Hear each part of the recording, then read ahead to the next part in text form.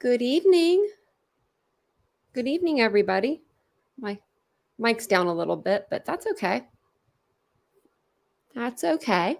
How's everybody doing? I printed off the new documents and I was going to go over them while I was at the pool today because I decided to go down there for a minute and I didn't even go over the documents, but I didn't stay at the pool very long. Yeah, we've got Nancy back there behind us. I haven't moved her yet. I think I'm going to move her to the corner where the plant is and move the plant over and then just have her sitting over there in the background. Because she scares me. But if I put her over there, I can see her scaring me once I go around that corner. There's a corner that you can go around and I can see her getting me. But she's been spooking me. It's been pretty funny. She's been here for 2 or 3 days now, 4 days, and she still scares me. Vincent has a shirt that's that same color and he wears it pretty often. And so when I see her in that blue blouse or blazer jacket, I think it's him. It's been messing with me all day. It's been messing with me. So I saw that there's some people in here before I came in. I love that. It always makes me feel good because I know I kind of scheduled this live a little late. I meant to do it earlier and I just kept forgetting to do it. Isabel, I was watching old lives. Oh my gosh. I was watching old lives today from the Idaho 4 case just to kind of see what I said back then. What was I spewing? And your little your thing popped up on there and I was like, oh my gosh, Isabel. And it was back when you had your picture on there. I was like, that's been forever. It seems like now, I mean, it doesn't really seem like it's been that long, but I guess it's been a lot longer than I thought. I've been sitting in this chair a lot longer than I thought. I was sitting in that chair and I had the white background and I had that horrible microphone. That white mic back there is terrible. So many people use that microphone too. And mine just doesn't sound good when I used it. Hi, everybody. So Ashley's here, Summer, Alicia. We're all here. Catherine, we're all here, it looks like. That's good. Thanks, Amanda. She said, I love the Nancy cutout. Well, hopefully we'll have a good little live. It looks like it's going to be a nice little live tonight. There are some new documents that came out, and we'll go over that. And I'm going to open up the panel. Let me see. Okay, yep, I did pin the link. I'm going to actually put that on the banner too, because sometimes people don't see it.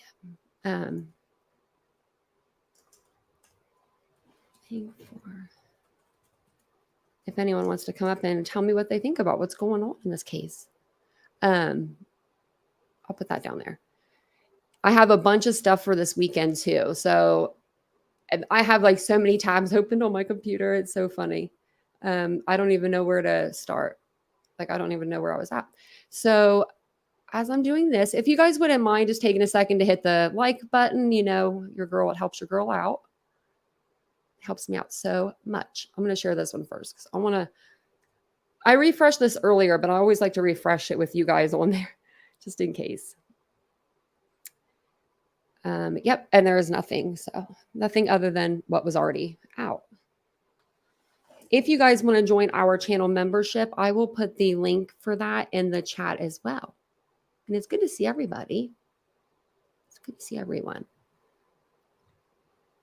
Everybody having a good Thursday. It's that much closer to the weekend. I haven't. So Ashley, is it worth watching or am I going to get mad?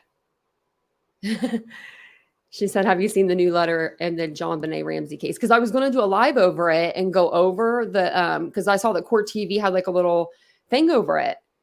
And I was like, well, I want to know what's going on. And then I didn't watch it because I wanted to watch it with you guys, but now I want to know. Summer said, I don't know what day it is. I'm on vacay. Are the storms better where you live? And if anybody in here is from Hawaii, which I don't think we have anybody, but my thoughts are with you guys. Or if you have family down there. I have a friend that lives, well, she's not really a friend, but she was a friend, or she was an acquaintance, but her and her husband live down there and their kids. And I'm praying that they're all okay. Also, Isabel, I saw that I didn't get to watch the whole thing, but I saw that Graceland has a new owner. So do you know who owns it? Are they cool? They better be. Are they as cool as Elvis? Thanks, Boone. I saw that today and it made me think of you. I was like, oh my gosh. I was like, what's going on with Graceland? Because I'm looking forward to your trip when you come. Oh, thanks. Be happy for the super sticker. I appreciate that. I like those little dogs. Thank you. And hiya back at ya. Yeah, I don't know. I don't know who bought it. I should have looked into it. Your ex lives in Hawaii? Wow. So we do know some people. I mean, I figured we know somebody that knew somebody there, but wow. I mean, I saw a little bit of it on the news today, and it's a shame what's going on down there. I wanted to make sure this was the right one, but yeah, I saw that they just have some wildfires, and I mean, I guess I would expect that in Hawaii, but I really don't expect that in Hawaii. And that's what's so scary is like if you have wildfires all over your island, where do you go? Like, where do you go? You know, it's so crazy. Oh, Lisa Marie's daughter is the new owner. Okay. Is that good? I mean, I don't know her daughter, but I hope so. I hope it's good. Staying in the family. Hi, Joanne. Hi, Laura. And ALR. Did I see ALR? And what else did I see? I saw Teddy Mack. I saw him on one of our old lives, and I said, "Oh my gosh, Teddy's been in the live this long with me too." So if you're listening to this on a replay, I appreciate you guys so much. I only got to go through like 5 minutes of one live, so I know I'm going to end up seeing like more and more. But it was just really nice to go back and see those old lives. I won't play them because the sound's terrible, but I think the sound quality is not the greatest. But we're going to go over all of that. So tomorrow, or actually probably this weekend, it's going to take a while. It's going to be like a week long or 2 weeks long, like lives that we're going to be kind of doing. But we're going to start, if you guys are interested, back at the beginning of the Idaho 4 case, just kind of like going over the legal documents, like the PCA and all of that stuff. I know that we went over like the driving and everything in the PCA just last weekend. So we're not going to start there, but we were going to start on like November, either maybe before the crime happened. We could start with the body cam footage from like August with Kaylee, and then the one with Xana, or we could just jump right in and go to the November 13th. But I pulled some like news articles already and all kinds of stuff for that. So I think it'll be a good, some good lives. Well, thank you, Pam, for becoming a member. And I love the Eagles. Wow. You won the heart. You won your way to my heart. Are you from Philadelphia? I am from Philadelphia. Not right now, but that's really awesome. Thank you for becoming a member. We love those kind of members too. Who was that we used to have in our chat that liked the Cowboys, and me and them used to get into it all the time? We're like rivals. So. But we would always make up at the end of the live. It was always kind of funny, because we would just like tease each other. But I just thought that was kind of funny. Actually, let me put it on this one here. So the last set of documents that came out were these ones here, and they were over Brian Koberger's alibi. And is there anybody? I don't think that there's anybody in the chat that hasn't heard of his alibi. Is there anybody that don't know about the alibi? Or if you have any questions over the alibi, let me know that too, because I can read the alibi again. You love the Eagles, Pam? Me too. I was so mad last year. I couldn't find my shirt to wear. I was like running around the house, and I was like, I only own like 3 Eagle shirts. I don't know why. I should own a lot more. But there was one in particular I was looking for, and it was supposed to be for that game. So I was really mad. I never did find it. But my dad used to play for the Eagles, like the little kids' Eagles, like when he was little. And I have one of his old jerseys. Chiefs fan? Well, there we go. You got Andy Reid. Saints? I hate football. Kathy, that's funny. Are you married, Kathy? I'm wondering if you're married and if you have like a husband that loves football and you're like, I hate football. Every year we put an Eagles football, it's an ornament on our Christmas tree. It doesn't go with our stuff at all, but my dad used to do it every single year. My mom would have our beautiful tree up and my dad would be there putting his Eagles ornament on it. And so now it's just a tradition. You love baseball but hate football? I like to watch baseball. I'm one of those people like, I like to watch sports like as they're happening. But football I can watch on TV. That's perfectly fine. Kathy said, did that one. Hell no, did that once. Oh, I love it. That's the best response. That's the best response. Titans like Ashley. Oh. So his alibi was, basically he didn't have one. He was just cruising around by himself. But this was the last document that came out. And this one came out, I believe, on the 2nd. So they were supposed to have court on the 2nd. Let me go down here. I think it was signed a different date, though. No, it was on the 2nd. So they were supposed to go to court on the 2nd for like motions hearings, but they decided to not have them on the 2nd and just have them all on the 18th. And I think they just did that because they're already going to be in court. So you might as well just not have him coming in and out of the courthouse, that many times if you don't need to. So with that being said, they did come out with his alibi on the 2nd. And I feel like that was done on purpose. I feel like in a way, if like something doesn't go the way that like Anne kind of wants it to a little bit, she'll throw something out there and it's always something big. Like, she'll drop documents on like a Friday and then she'll just peace out for the weekend and I'll give them the state a chance to respond and then let us all stew in it. And so I figured that's probably maybe why they came out with the alibi. I thought that the judge, and if anyone knows where I can find exactly where it says this, because there's so many documents, but I thought the judge had given Brian until the start of the trial to produce an alibi. But maybe I'm wrong on that. And maybe they were just trying to produce it as soon as they could. But it wasn't a good one. I'm really still shocked actually about it. Well, looky there, Willie. I was just talking about you today. Welcome in.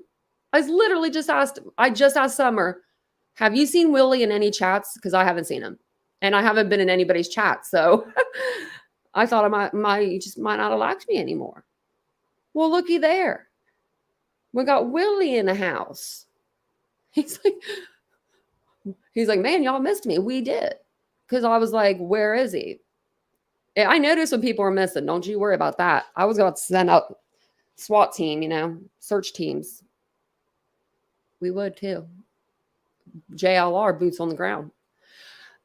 So yeah, they gave his motion or his alibi. And I still don't know for the life of me why Anne put his alibi on November 12th through November 13th. I don't know why she'd put him in the car that long unless there's video of him in the vehicle on the 12th. Other than that, I don't know why she would put him in that vehicle. Because in the PCA, it doesn't say that he was seen until 2:44 or something like that. I think that's when he was started. So, but yeah, I'll make this bigger for you guys too whenever we start to read it. This is just there. That way, if you want to read through, it's just for the alibi. I was just putting this up here for you guys. But I do have a video that'll kind of get us all caught up. Willie, you've heard this alibi, haven't you? Have you been around since this alibi came out? JLR boots on the ground. And in the bushes sometimes too. JLR don't mess around. I wish I'd like the funds to just be able to go and just be able to go to Idaho. I would love to go to Idaho. I wouldn't go some of the places he goes to. It's a little too personal for me, but I definitely go to Idaho. Yep. You heard it. What do you think about it, Willie? What do you think about that? I could talk about it all day. I think that it's just there's got to be more to this. They didn't give they just she just we need more. Anne, can you tell us why he was driving on the 12th and why you didn't just say I don't know where I was? Because that probably would have sounded better.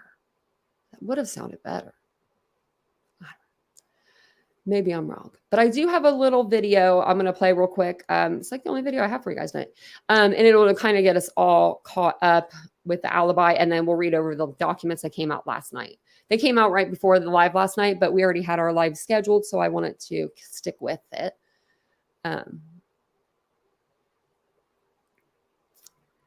Expecting an email from Gerald about his interview request. Oh, man, maybe he'll get an interview. Wait, why does he want to? He wants to interview JLR? I don't recall his works for me. Me too. I'm blind. That's what I say. I don't know. I was blind. I'm blind. I don't know. I shouldn't be driving.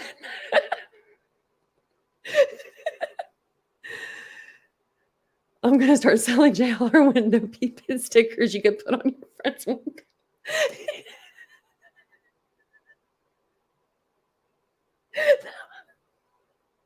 You can get it like this.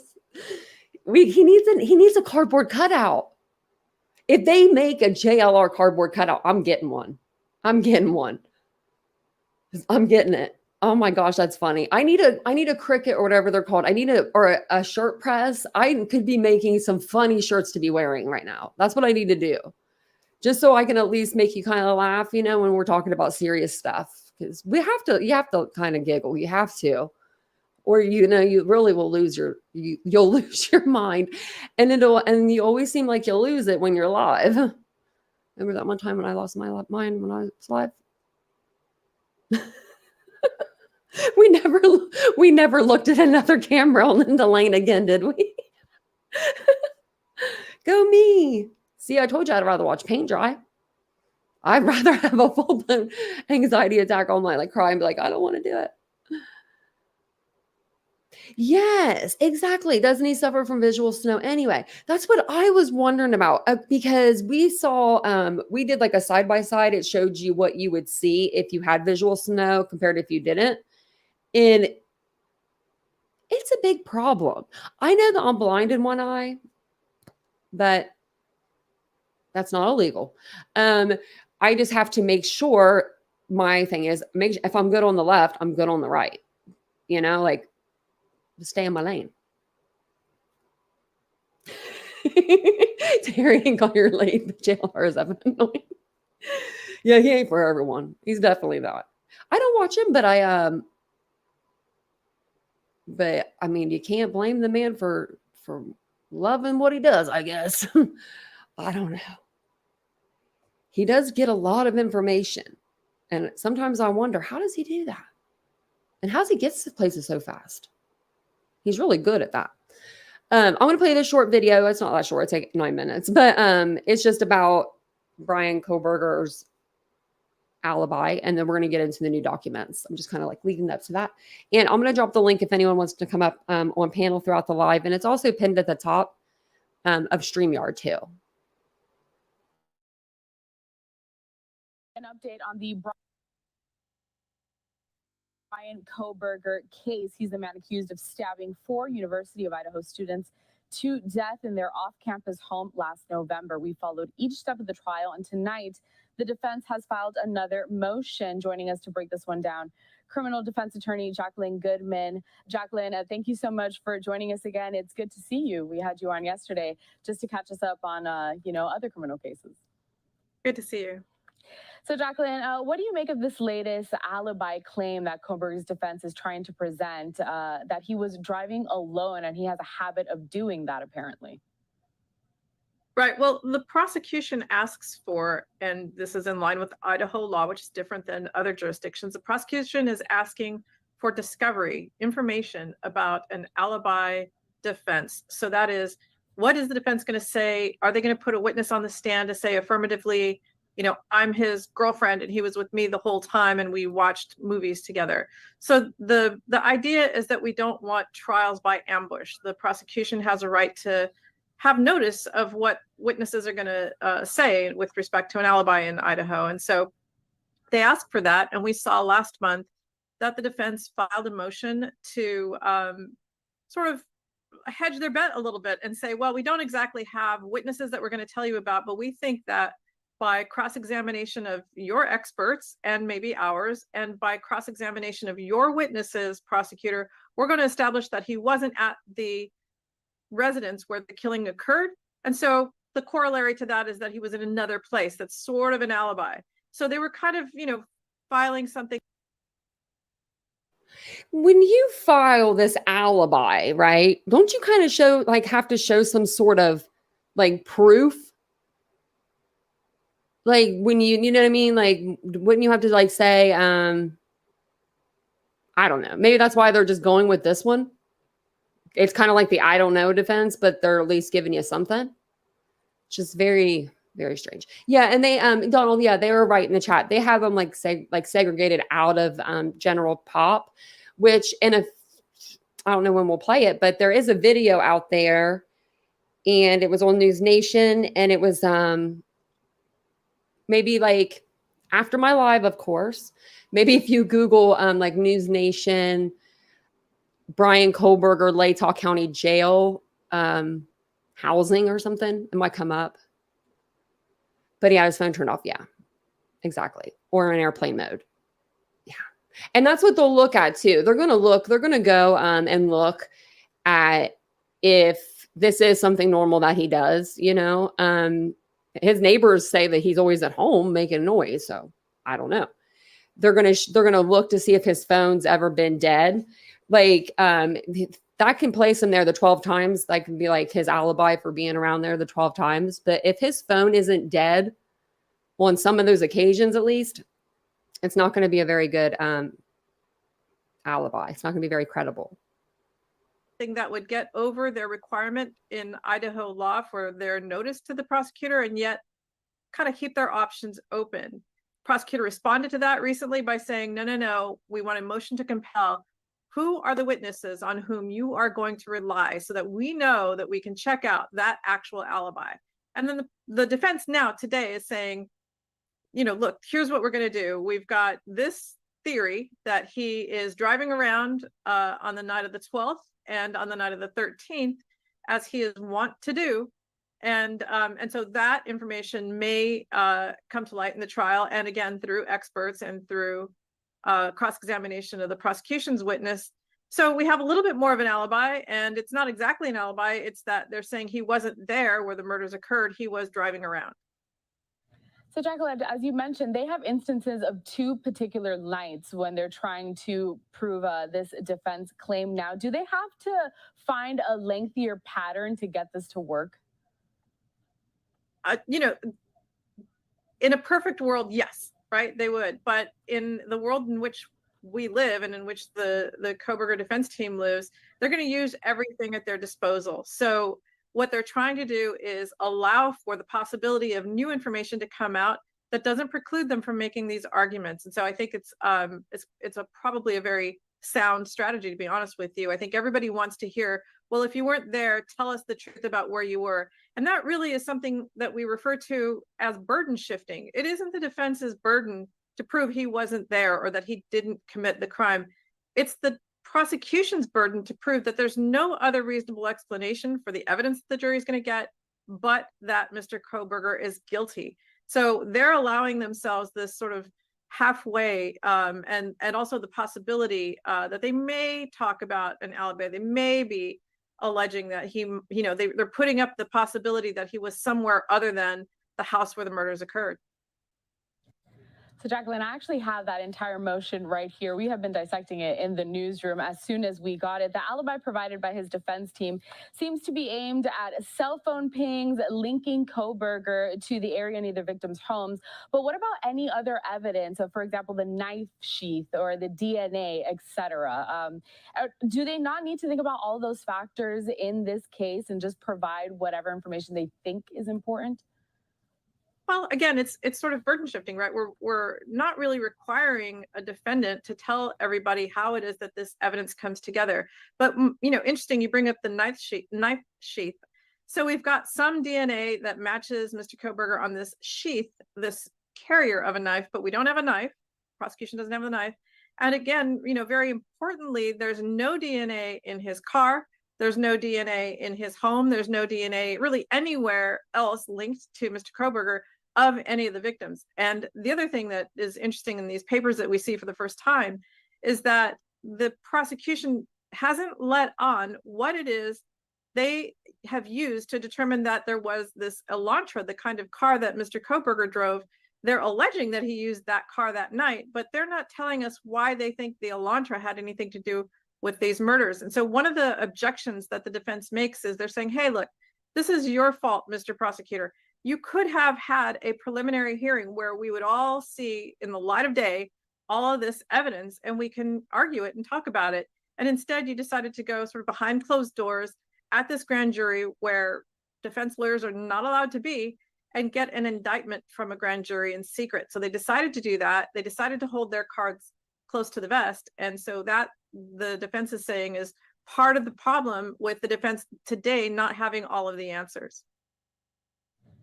So Jacqueline, Koberger is still standing silent when it comes to this case. Is there a scenario where he would have to testify about his provided alibi? A defendant has the absolute right to remain silent and the absolute right to testify if he wants to. And so typically what will happen is that if there's no other possibility, if the thing looks pretty hopeless, then we put our clients on the stand. Otherwise, it's a question of whether the prosecution has proven their case. And so it is totally reasonable and quite frankly, what I would expect for Mr. Koberger not to take the stand and to rely on the state of the evidence. There's a lot missing in the prosecution's evidence against him. I mean, that's not to say that there isn't a lot of evidence against him, but there's a lot of questions, and questions really amount to reasonable doubt. Unanswered questions for the jury, scratching their head, trying to figure out how you can put this together with that. That's reasonable doubt. And so that's every bit Mr. Koberger's right to rely on the failings of the prosecution's case against him. So this latest filing also mentions a significant amount of discovery. And how is that going to factor into the trial? Do you think it's going to start on time or could it be delayed?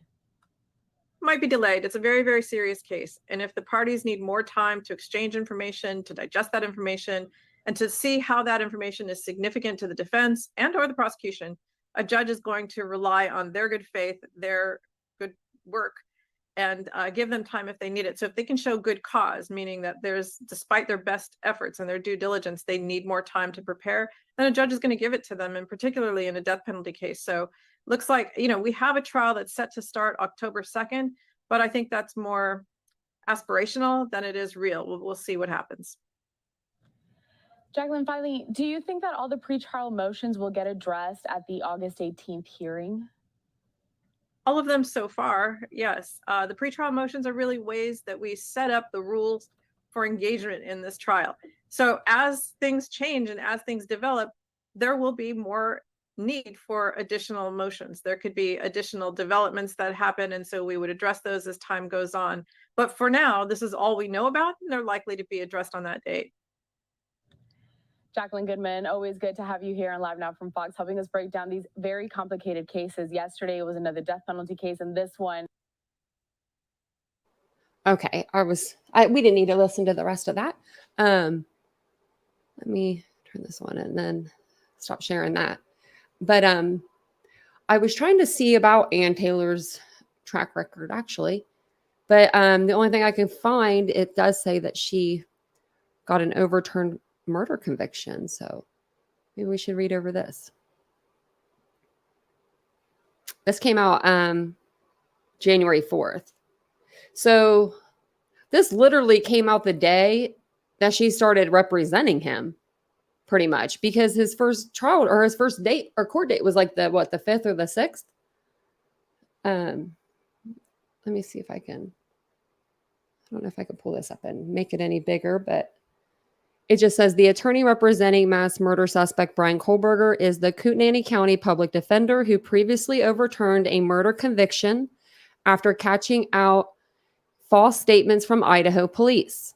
and Taylor, 57, has already sent a team of investigators to the house on King Road in Idaho to start a crime scene reconstruction ahead of Kohlberger's return to the state. So that's what she was in there doing. She was reconstructing the crime scene. He left Monroe County Correctional Facility at 6 a.m. this morning and was transferred into the custody of Pennsylvania State Police, who are handling his transport back to Idaho. Taylor and a team of 4 others visited the home where the bloody slayings took place on Tuesday, the same day as Kohlberger waived his extradition in court. She has worked for the Kootenai County Public Defender's Office since 2004. That's when I graduated high school. And was given the top job in 2017 after John Adams retired. Taylor worked on the case of Jonathan Ellington, who was accused of using his car to run over a woman in a road rage incident. Ellington, who was 45 at the time, was convicted and sentenced to 25 years for the crime before having it overturned because of an Idaho police officer's false testimony. At the time, Taylor said that Rice was pivotal in the verdict of Ellington, adding that she had a presence in the courtroom. Can't wait to see it. Fred Rice was accused of lying to the court in relation to the incident, with Taylor representing Ellington throughout. He was later reconvicted of the charges during a second trial after the Supreme Court ruled that Rice lied on the stand. And there she is taking a picture of that. She's taking a picture of that windowsill, the same spot where the crime scene crew took pictures of. I'm wondering what is right there. Like, I'm wondering if it's on the ground, if it's in the windowsill. But they all took pictures and they all were looking in the same spot. It's just very strange to me. Oops, I knew that was going to happen. Dang it. Oh, that must have been where he flew into. The Idaho native graduated from the university where all 4 victims were studying, with a bachelor degree in political science and a master's degree in public administration. She went on to get a doctorate from the same establishment before practicing law at federal, state, and local levels. I didn't know that she was a graduate from Idaho. Taylor serves on the board of the Idaho Association of Criminal Defense Lawyers and is death penalty certified in Idaho. Speaking when she took the job as chief public defender, she said, it's such necessary work. It's important to make sure constitutional rights apply to everyone. You help people who are facing horrible times. I love the work.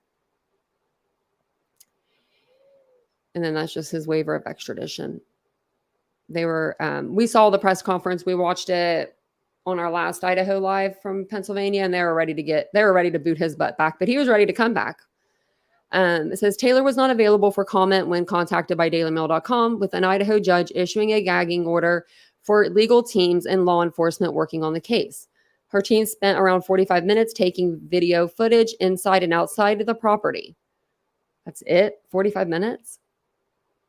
That doesn't seem very long.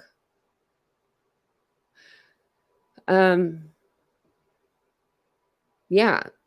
So, yeah. I have something, I don't know, I have something to say about that because there's a lot of people that like give the investigators for, in this case, a lot of grief.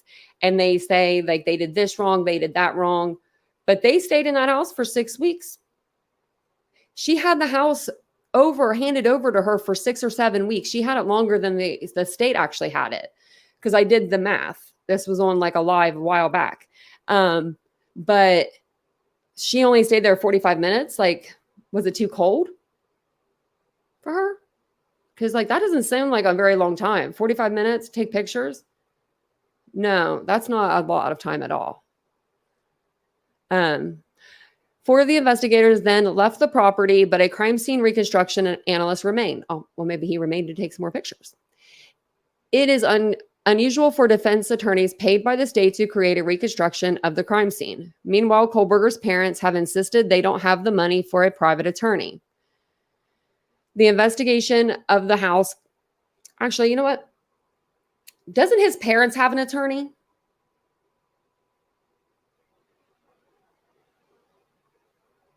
I think that they do. I'm pretty sure that they have a family attorney. So Kohlberger's parents can get an attorney for themselves because they don't want to talk to the media, but they can't get an attorney for their son facing quadruple death sentences. I mean, make that make sense. That math ain't mathin'.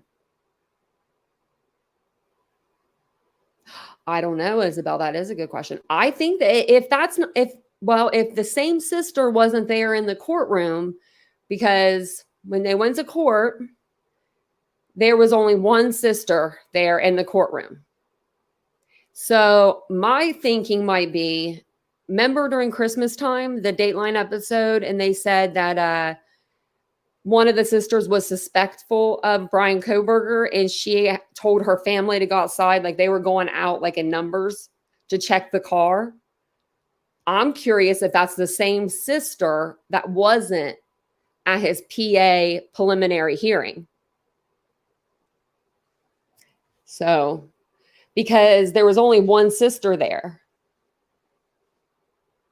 And they're both from this state, so I don't know.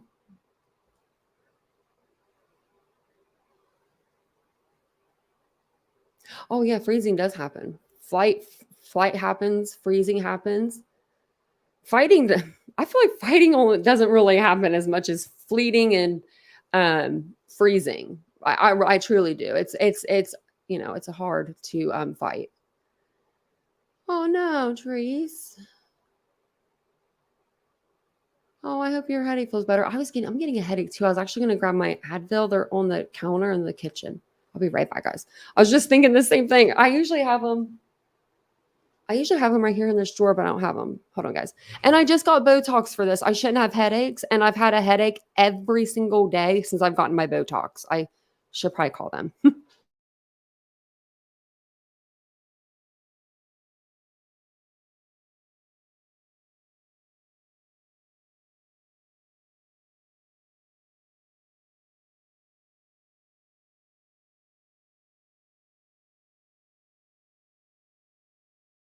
Okay, I got them. Oh, Cheryl, that's not good. That's the only thing I could take is Advil. It's really crazy because when I'm in extreme amounts of pain, like after my car accident, when I was learning to walk and stuff, I was on medication, but I wanted to get off of it. And so I started taking Advil, and it's the only thing that helps. I was too bad. I was trying to fight. Jerry said, I'm a fighter too, but now I'm a flighter now. I think I fought one too many battles, and I'm like, please save this for someone else. But yeah, that's very strange to me that I'm, yeah, they've been in bankruptcy twice. I remember it was when Brian was like, I think like 2, and then when he was like 16 or something. But yeah, just wondering about that. I mean, maybe it's cheaper for them to get a family attorney. I don't know. I mean, I'm not saying anything bad about about the family, but I don't know. You would think that maybe they would, I don't know, help their son a little more. But I will say, for him having a public defender, she's doing a pretty darn good job. I mean, she's doing things that, like they said in this article, like, most public defenders are not going to go out there and recreate a crime scene. Like, they're really not. But this is a DP case, and she probably knew at the time going into it that they were probably going to seek the DP. So, but it says here that the investigation of the house comes after the court ordered a cleanup mission to be halted when it was announced that authorities had made an arrest in the chilling case. Do you remember that? I think we were on a live when that actually happened. I know that I thought we were on a live. They wrapped it up, that crime. Like, they were going in to clean the crime scene, and they had the, truck backed up to the door, and they had the tarp all over the truck, and they were just getting ready to go like into the house and start bringing stuff out. And then all of a sudden, as fast as they arrived, like literally within 2 seconds, tents were down, everything was down, and they were gone. I was like, What's going on here? Because like that was right before we knew, I think, that Brian was arrested. I think, correct me if I'm wrong, maybe I'm wrong, but I thought that that's why they ended up doing that. They halted it. But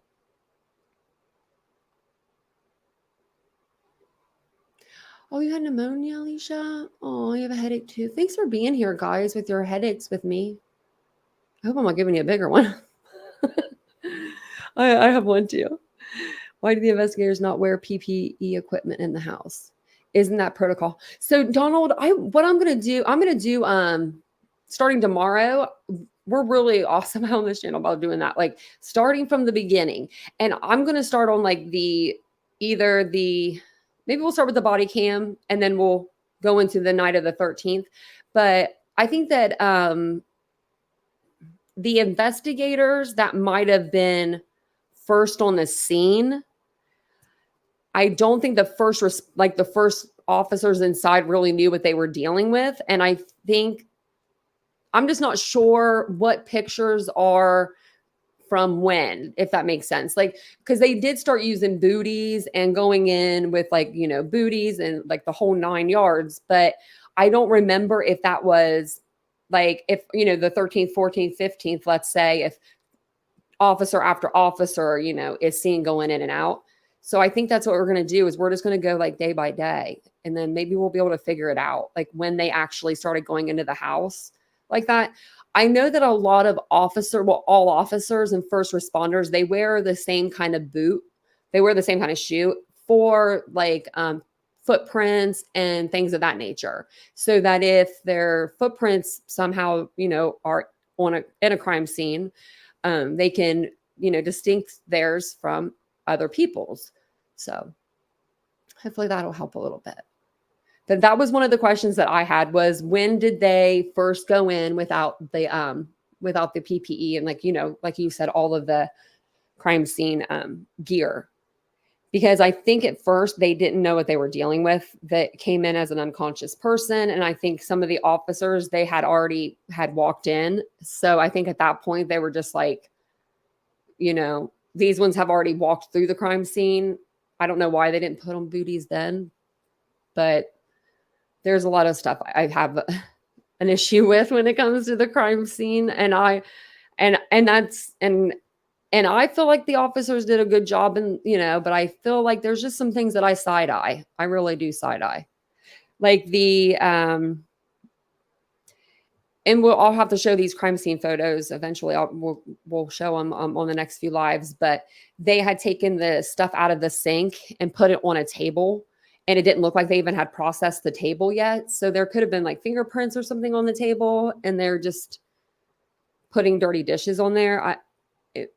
Just very strange stuff.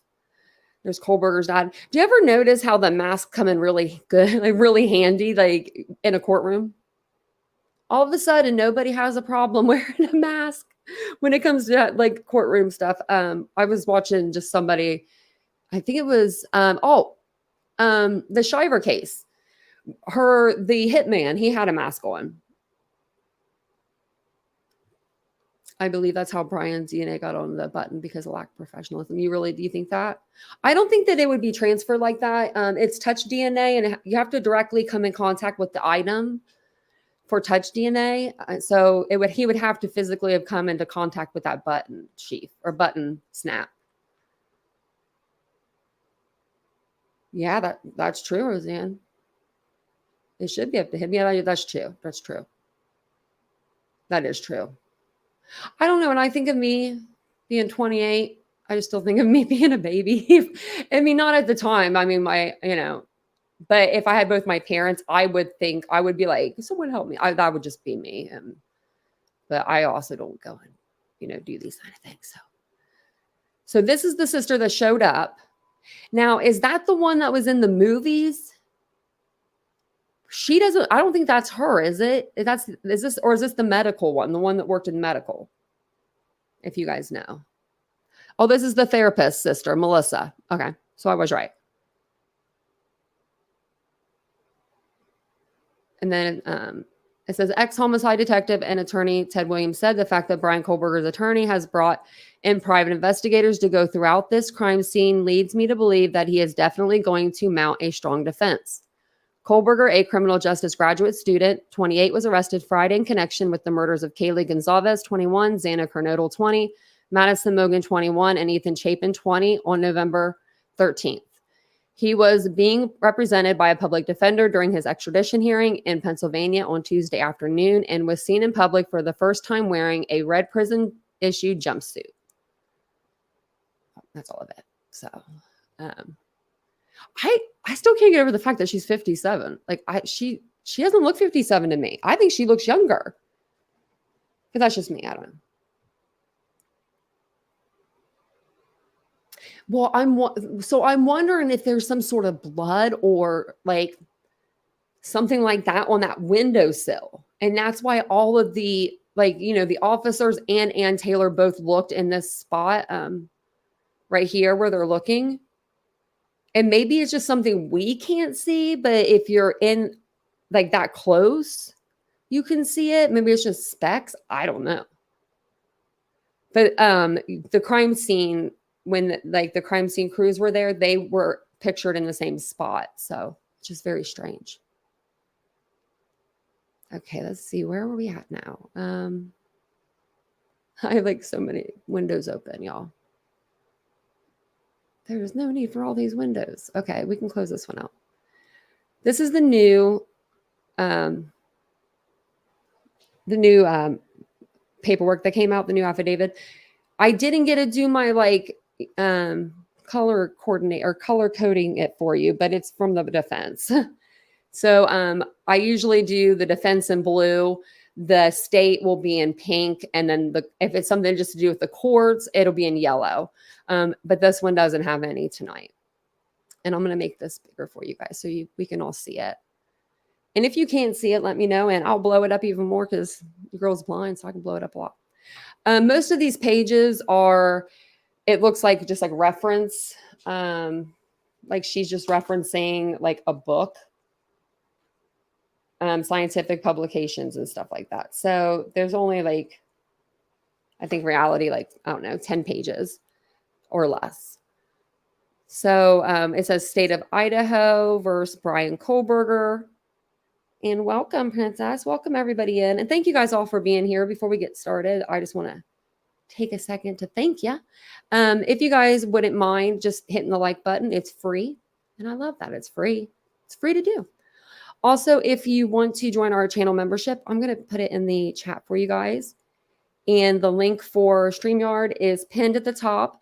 If I don't see you, if you come backstage, just holler for me. I'm just on another page. That's all. So when I'm reading, I'm on a different page, so I can't see the bottom of StreamYard. So these are the new documents that came out last night, and we're going to go over these now. When we're finished, like I said, you know, if anyone wants to come up or if anyone wants to come up on panel while we're reading them, you can. We'd love to hear from you. So this is going to be the notice of filing affidavit of Leah Larkin in support of defendant's third motion to compel. And I'm going to go through these, and then I'm going to read an article that kind of summarizes what they are, what this article or what these documents mean too.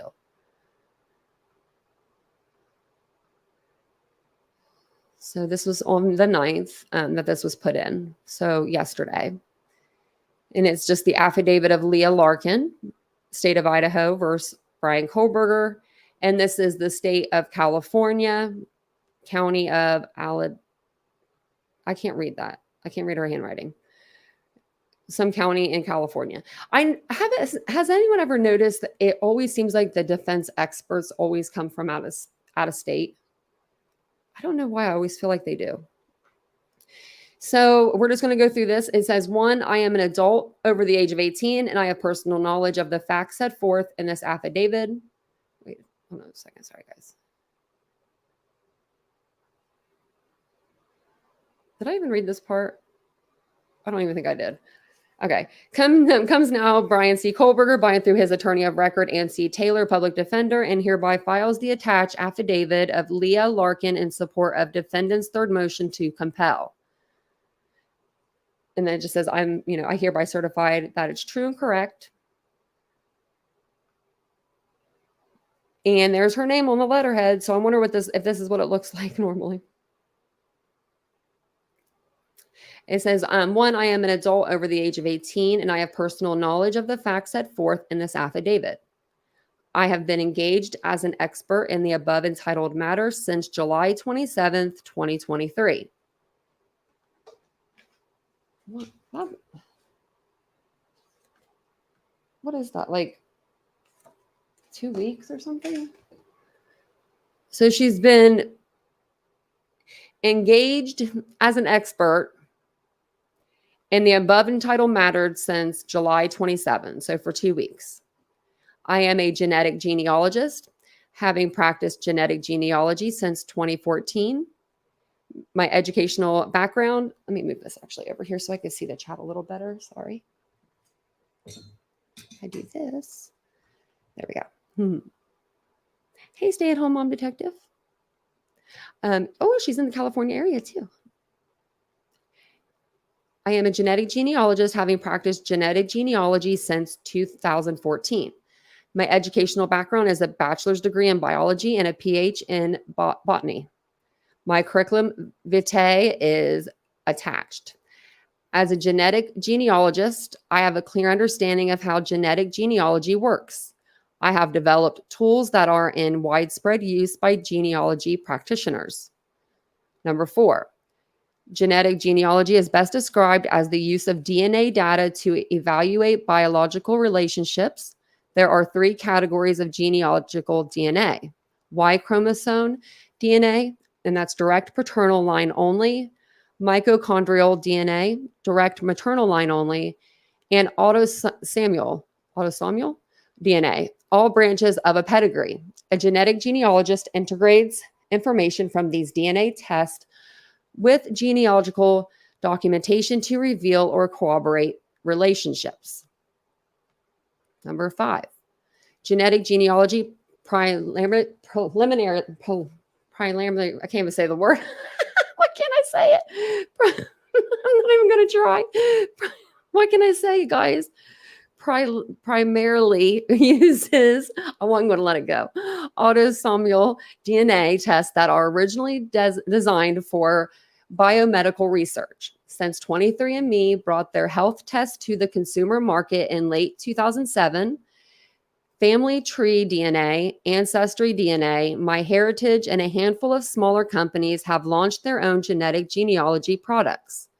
These companies all provide genealogical tools to their customers on their websites and also produce a raw DNA data file that the consumer can download. The raw data file contains the genetic profile for that customer.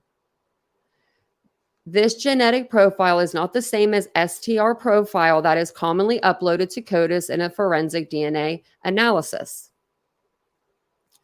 Most of the human genome is identical across all people. Only the DNA positions that vary between individuals are useful for genealogy. These variable positions are called single nucleotide polymorphisms, and those are the SNPs. The direct-to-consumer genealogical companies use a type of test called a microarray that samples roughly 600,000 of these DNA SNPs. Unlike the STR markers used for matching in CODIS, SNPs can convey information about medical and physical traits, as well as biological relationships to close and distant cousins. Grab my drink real quick.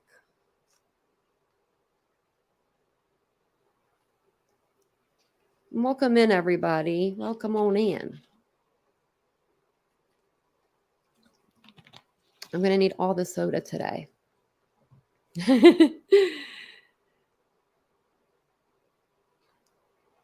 Yeah. Thank you, Sally Mae. Welcome in, Jay. Welcome in, Crime Sleuthin. Welcome on in, everybody. Let me see. Is this the one I just read? No. Okay, so number 6. Most of the human genome is identical across all people. Only the DNA positions that vary between individuals are useful for genealogy. Man. These variable positions are called single nucleotide polymorphisms. I did read this, but we're going to read it again. And it's SNP and it's pronounced SNP. The direct-to-consumer genealogy companies use a type of test called a microarray that samples roughly 600,000 of these DNA SNPs. Unlike the STR markers used for matching in CODIS, SNPs can convey information about medical and physical traits, as well as biological relationships to close and distant cousins. Maybe I need to do a DNA test. Should I do a DNA test? I've always wanted to get one done. We might as well just say that I need it for this. Are you listening, Vincent? We need to get me a DNA test done. A microarray SNP profile is sometimes called a kit. Once the lab test is complete, the genealogy company compares the new kit to those already in its database, looking for long stretches of SNPs that are compatible. The company that presents these matches in a list sorted by the amount of shared DNA measured in Centromorgan's abbreviated CM. Why do they always got to be having them crazy words? Which I should know these. I went to school for this. Thank you, Kathy. You're amazing. Well, you're amazing. I appreciate that so much. That's what it said on the little super sticker. You did it for 23andMe? I've been wanting to get mine done. Hey, Carrie. I've really been wanting to get it done. But I just never really had like a reason to, but now I feel like I do. I want to see if they do it right, that's all. I'd come back and be like a whole different person than I thought I was. Be like, what? So, okay. It says number 7, a microarray SNP profile is sometimes called a kit. Once the lab test is complete, I keep reading these again. I'm going to read number 8. I keep reading the same one over and over. Well, I read 6 twice and 7 twice almost. A standard DNA microarray requires approximately 200 NGs of quality DNA. That quality and quantity is often not available from crime scenes or degraded human remains. Instead, specialized laboratories can generate an SNP profile through a more complex process. First, they attempt to sequence the entire genome using next-generation sequencing, NGS technology. This technology works a bit like skimming while reading a document. On the first pass, NGS technology will not capture all of the data, and it may make mistakes. NGS involves repeated passes called coverage to get more accurate results. For human genome sequences, 30x to 50x coverage is recommended. Is she going to tell us that DNA is crap science, but she's a DNA expert? That's what I'm kind of like thinking in my head. I'm giggling in my head. Number 9, once the NGS file is obtained, it must be manipulated through bioinformatics to make it compatible with the genealogy databases. I keep wanting to say genealogical. I don't know why. The extra data must be stripped out to just the SNPs that the companies test, and missing or ambiguous data must be inferred in using statistical methods. Okay, I'm gonna read that again. The extra data must be stripped out to just the SNPs that the genealogy companies test, and missing or ambiguous data must be inferred using statistical methods. The kit is then uploaded to a genealogy database and evaluated. A poor quality kit may have too few matches, or it might have phantom matches that are not real measure of relationship. Often the bioinformatics step must be repeated. This trial and error process can take several tries to produce a kit that works well in genealogy databases. Okay, I have a question. They're not even using this genealogy shit. So why are we having a genealogy expert? Just realized that halfway reading through this. Because didn't they say, they have a direct hit. They're not using it. So is this just her bringing up stuff just to like make it look like she's got like experts? Like, you know, my experts, I got my experts talking about like all this, you know, DNA and this, how they obtained it through, you know, genealogy. Well, yeah, we know they did. But then when they got him, I don't know what accent that was. When they got a hold of, you know, Kohlberger, they did a direct match, which I mean, I understand they want to know, like, they were like, okay, well, you used these databases to go down his family line, but this isn't the first case that they've used this, you know, kind of information. So let's see where, I don't want to read anything over again because, you know, I can't read. I'm so bad at reading sometimes. Okay. Only GEDmatch, number 10. Only GEDmatch family tree DNA and some other smaller entities allow crime scene and human remains samples to be uploaded. The terms of service at Ancestry DNA, 23andMe, and MyHeritage prohibit forensic/investigative genetic genealogy in their databases. However, in the absence of effective oversight, forensic genetic genealogists are on an honor system to obey the terms of service and the Department of Justice interim policy on forensic genetic genealogy. Number 11, each of the genealogy databases compares the user's DNA data to all of the other data files in their database, then presents a list of DNA matches who share meaningful amounts of DNA. The match list includes the match name or aliases, how much DNA they share in centromorgans, and I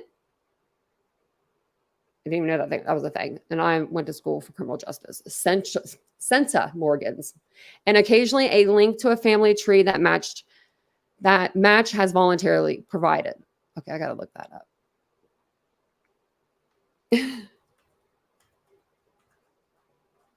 Am I the only person that's like never heard of that before? It's a unit of measure for frequency of genetic recombination. It says 1 centimorgan is equal to 1% chance that two markers on a chromosome will become separate from one another due to the recombination event using meiosis. Okay. Oh, which occurs during the formation of egg and sperm cells. Okay.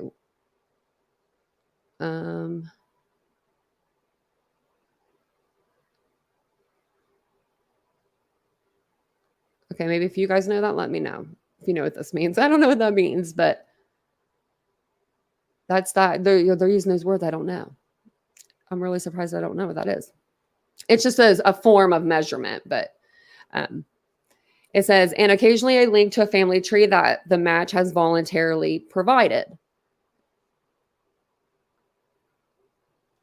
Sorry, guys.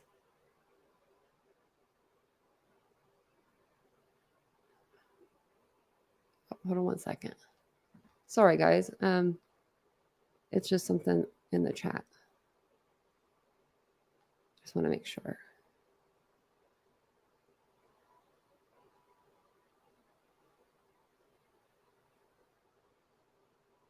Sorry, guys.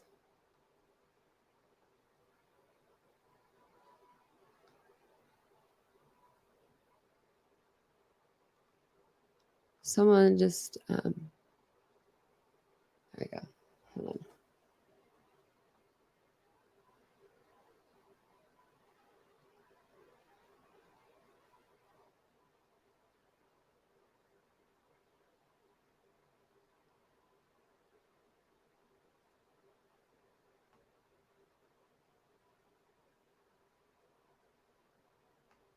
Okay, sorry. I just had to like fix something in the block thing, so I didn't want to them to be blocked. Okay, sorry about that, guys. Anyway, back over to this. Yes. Yeah, like when they get they have to touch it. Yeah, it's like physical contact with that item. Yeah, it's pretty bad, Carrie. It's like everything. They put it all in here. I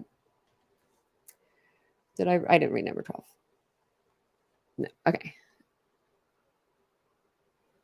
So it says the genetic genealogy databases are siloed from one another. If you test at Ancestry DNA and your sibling test at 23andMe, you will not be matched to one another because you are not in the same database. Wow. GEDmatch is a third-party site that functions as a genetic genealogy commons.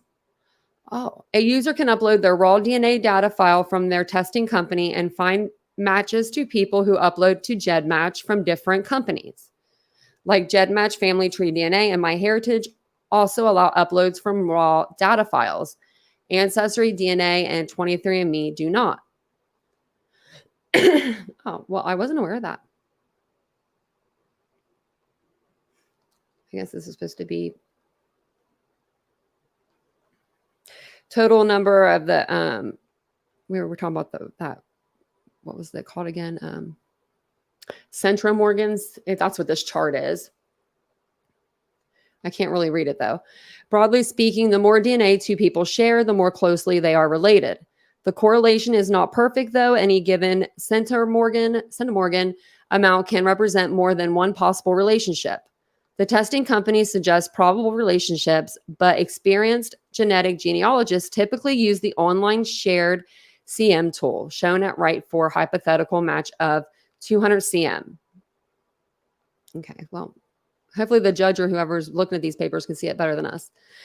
To see mathematical probabilities of different relationship for a given centimorgan amount.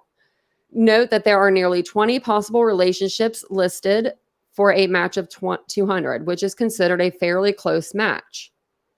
We don't know how many Brian Kohlberger had. So I wonder how many centimorgans he had on his cells or whatever.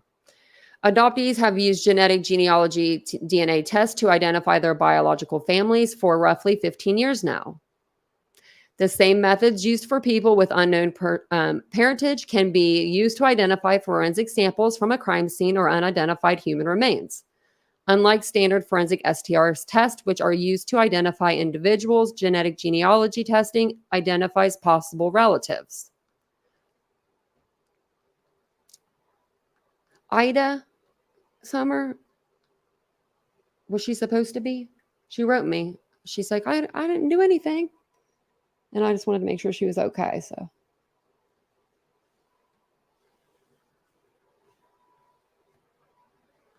it wasn't anything tonight, I don't think. So if X company was, Joy said, was used for the IG search, if there were matches, the company will contact the match. Explains it's Ellie and do not get permission to move forward.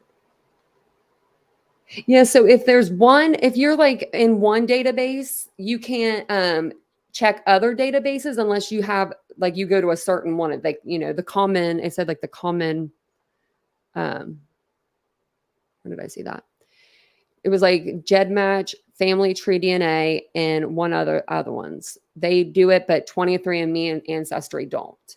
So like the family members would all have to be in Ancestry or 23andMe. I think that's what they're saying for them to get all of the hits. But even if they, I still don't understand why they're bringing in I guess I can see why they're bringing in an expert, but if they're not going to use it, I think that they're just kind of throwing this out there, like, to make it feel, I don't know, like, to make it look better.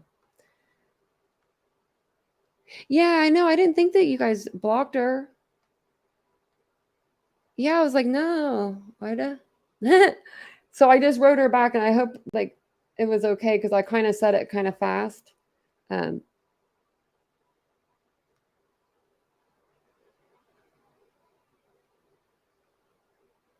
Okay. Yeah, I felt bad because I was like, I don't think that she's supposed to be blocked because, like, yes, block Summer. No, I can't block Summer, Sally Mae. Where would I? No, you might leave me. You love Summer. Sally loves talking to Summer. She came in the other night. She's like, where's Summer? I was like, you were like the 20th person to ask, honey. Summer can't take a day off. She's not allowed. Oh, hi, David. Oh, I'm trying to learn.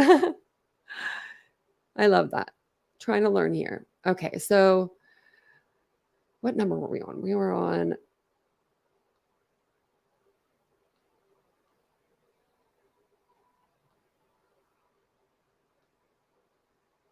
trying to see.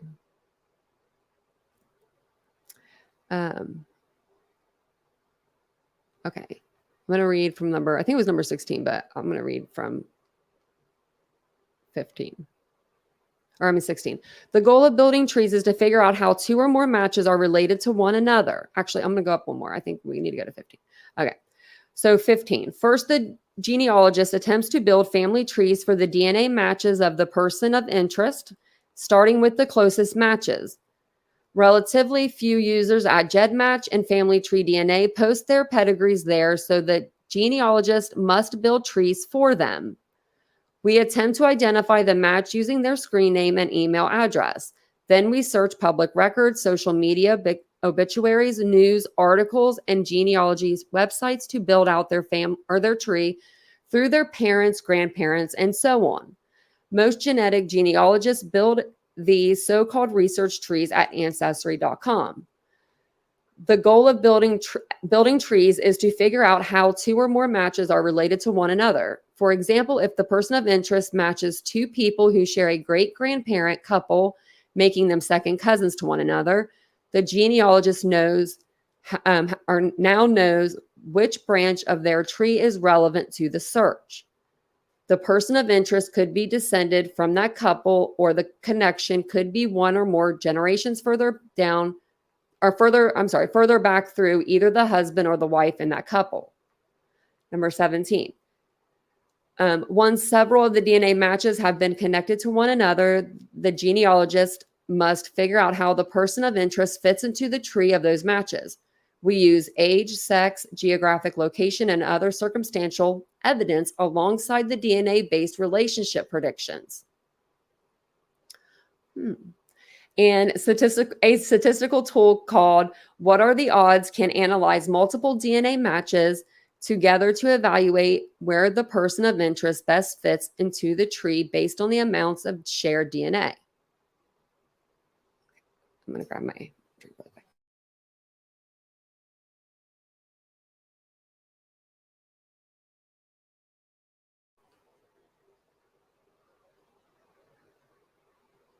Oh no, I agree. I was reading Amanda's thing. Hey, Olivia. Ann Taylor might be a great lawyer, but you can imagine if she got, second person off death penalty case, she'd blow up. I mean, she's human, so I'm sure she is thinking that too. Yeah, of course. I bet. We were just, I forgot that I was on Brittany's live the other night, and I feel like I talked to about this, but I didn't talk about some of this stuff. But we were talking about how every time she's come into court, Ann Taylor's looked like better and better and better. Like she's more professional looking. Oh no, her hair's done better. Like she got away from them loud shirts and crimped hair. She's been doing pretty good at making herself look the part. And I also asked, I wonder how many hours she can work. Like who says no overtime for her? I mean, really, just kind of crazy. So number 18, what are the odds is not intended to give it a definitive answer. Rather, it points the genealogist towards the most common branches in the tree for further research. The tool is also not appropriate for all circumstances. For example, it is not intended for populations that married within themselves. Okay. Yeah. That would not be appropriate. Let me read that again. For example, it is not intended for populations that married within themselves, for double cousins, or when most of the matches are below 40 cm. Number 19, the genealogist needs to do this for both the maternal and paternal sides of the person of interest pedigree. Often this involves building dozens of trees and performing several what are the odds analysis. We are looking for instances where a descendant in one DNA family tree married a descendant in another DNA family tree, because those unions point to where the person of interest might fit into the tree. Often the best way we can do that, often the best we can do with the existing DNA matches is to focus on a set of cousins as candidates. Then the more DNA testing is required. Number 20, this process can vary in complexity depending on the individual starting point. In doing this type of research, the genetic genealogist will generate numerous documents to ensure an adequate paper trail. This paper trail can include the list of DNA matches, the research tree with genealogical documentation, public records searches for members of the DNA family, correspondence with DNA matches, descendant diagrams showing how the DNA matches are related to one another, and what are the odds analysis. This documentation is necessary and important for the following reasons. DNA matches sometimes hide their profiles. An error in the tree can mislead the genealogist, and the descendant diagrams and what are the odds analysis are usually updated repeatedly during a search.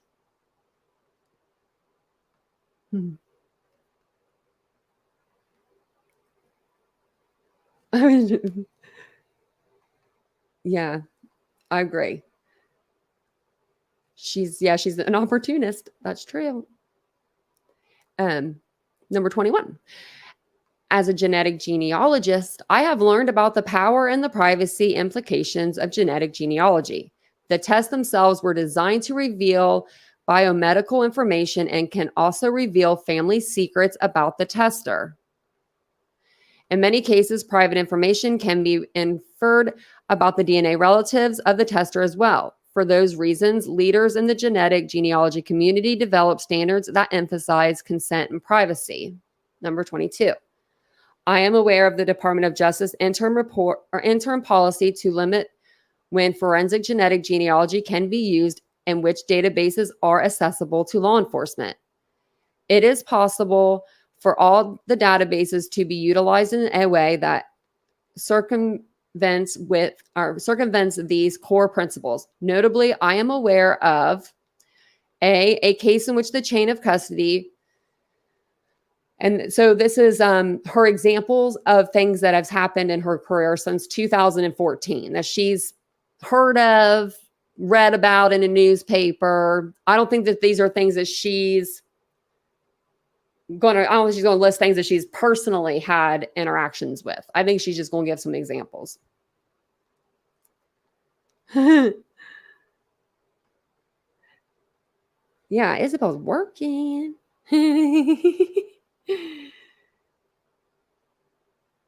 Isabel is a trip.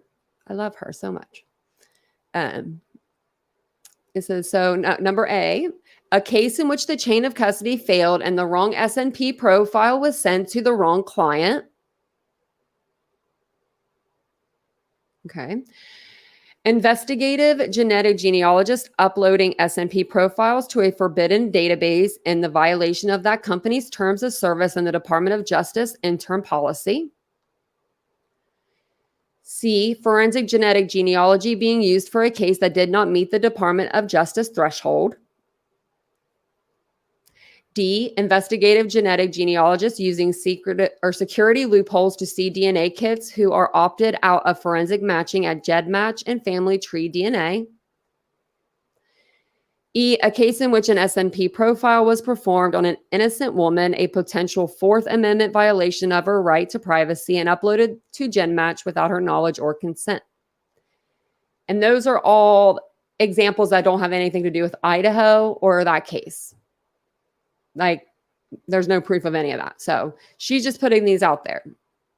Number 23, having access to the data and methods used to identify someone will provide answers to A, compliance with Department of Justice policies. B, how a DNA sample was handled from the time of collection through its forensic genetic genealogy testing.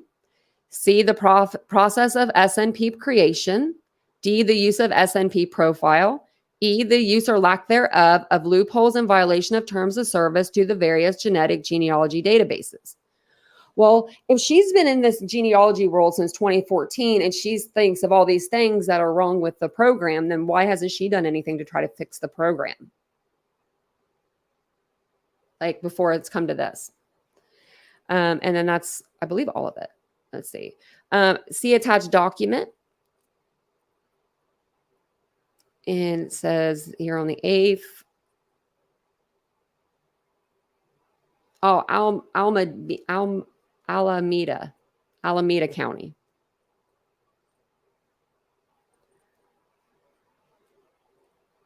And then I think this is all of her professional. Yeah, we're not going to go through this shit.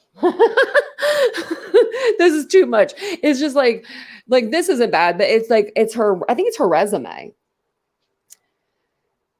So I thought she started working in 2014. What, over in Hong Kong? Because genetic genealogy, honey. Where did she say that? Hold on a second, lady. Okay. She's practiced genetic genealogy since 2014, number 3. Number 3. Okay. So since 2014. So why does it say genetic genealogy and I'm seeing right here 2016? Is she talking about right here scientific editing and grant writing? Because she started in 2016. So am I missing something here? I don't think so. Well, man, did she put this in AI and tell AI to generate her a professional experience resume? That's really weird. That's weird to me. Thanks, Reese. Nailed to the wall, Tanya. I know. I'm going after her hard, aren't I? Maybe I should have been a defense attorney or a prosecutor. Maybe I should have been a prosecutor. No, my family uses my dad used to say I should have been a lawyer because my mouth. I like to argue. I like to argue. I've been doing really good about not arguing though. Oh, teaching and assessment. Okay. So she's been teaching since the 2014. Okay. Move over, lady. I'm coming to Idaho. So she's been doing this since 89 and 90, but she just started doing this in 2014. Wow. She decided not to retire and just go ahead and keep going on with work, I guess. Oh, this is her presentations. Okay. Yeah. This is all of her scientific publications. And I believe that's all of it.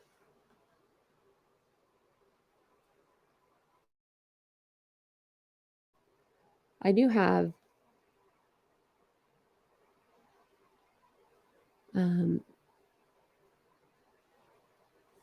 she is justifying her overpaid position now. I think you guys are right. I think you're right. I'm like, what else could she put out there? I'm going to share this and it's like a recap kind of. So I think it'll help us. I'm going to open up my MacBook and try to make this a little bit bigger for you guys in case you want to read it with me. It'll let me. I need a different trackpad, or I just need to learn how to use this one. It's brand new. It's a brand new computer. I'm just not the greatest at using it. Hey, Arlene. Oh, you're fine. I'm like, why are there babies on the side of this? But that's because like there's articles. I always forget that there's articles on the Daily Mail. But this is just going to basically go over what we just went over in the documents, but it's just going to put it on a nice little bow for you. In case you missed some of the documents that we've been reading, it'll get everybody, caught up. So it says Brian Kohlberger update, genealogist hired by defense cast doubt on the reliability of genetic genealogy in the Idaho murder investigation. And her name is Dr. Leah Larkin, and I don't really like her. Just kidding. I don't know her. I'm just kidding. But her play on words was pretty good. Her examples were nice.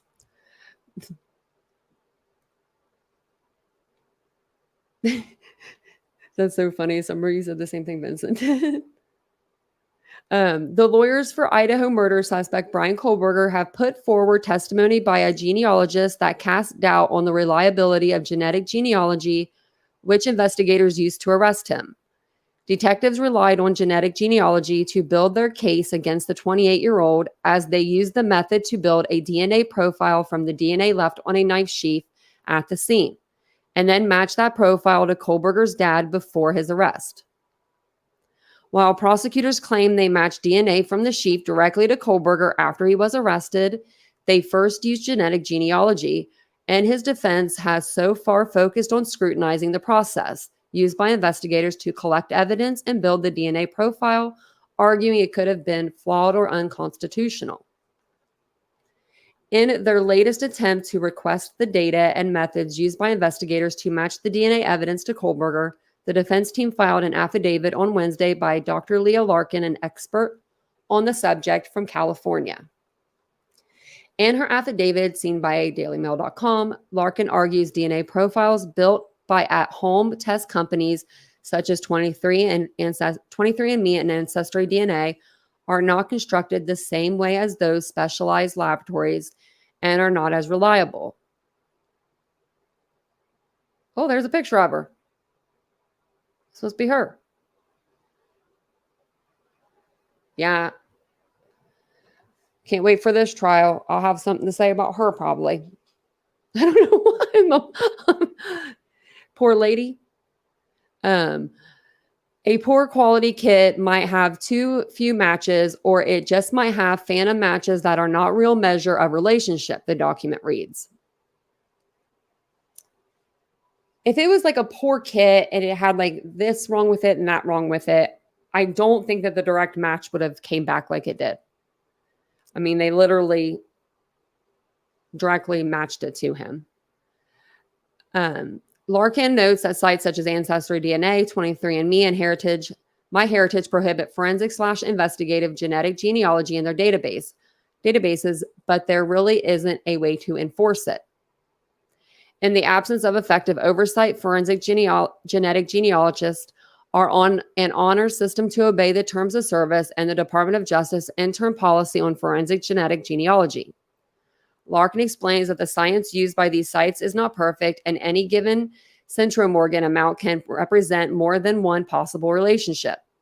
She notes one example that has nearly 20 possible relationship lines listed for a match and says that's considered a close match.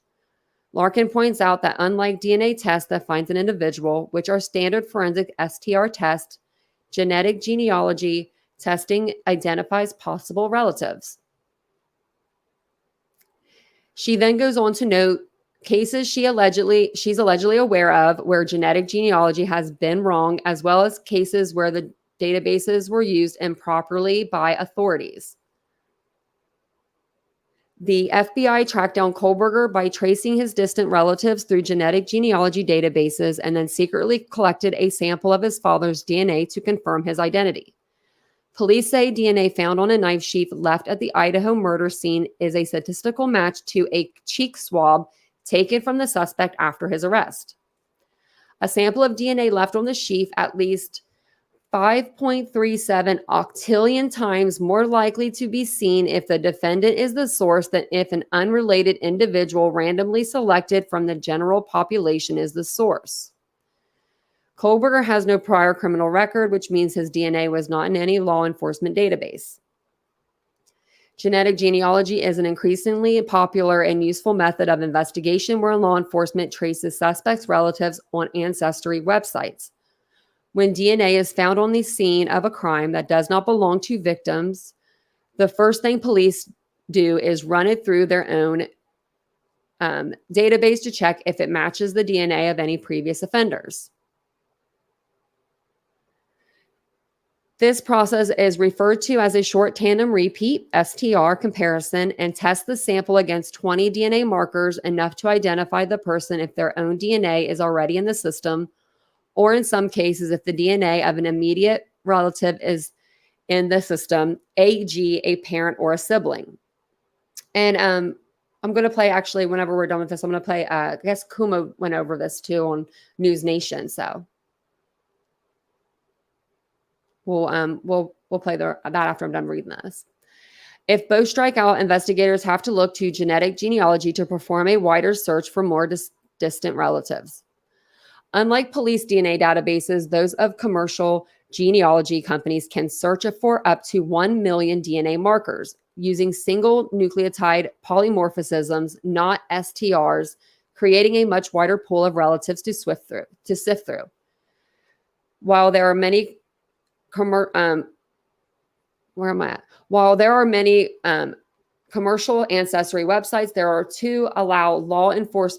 only two allow law enforcement to search their databases openly: GEDmatch and Family Tree DNA. And we don't know which ones that they used for the genealogy, do we? So, I mean, what if they did use those? And then what are they going to say then? Like, if they're like, well, we use GEDmatch, so shut up. Like, I don't know. I don't know. Once a suspect is nailed down, genealogical investigators turn their findings over to police. Undercover or covert teams then follow the suspect and surreptitiously obtained a sample from them in order to compare it to the sample found in the crime scene. That was used in the DNA tracing. Kohlberger is accused of stabbing to death students Ethan Chapin, 20, Madison Mogan, 21, Xander Kernodle, 20, and Kaylee Gonzalez, 21, in Moscow, Idaho on November 13, 2022.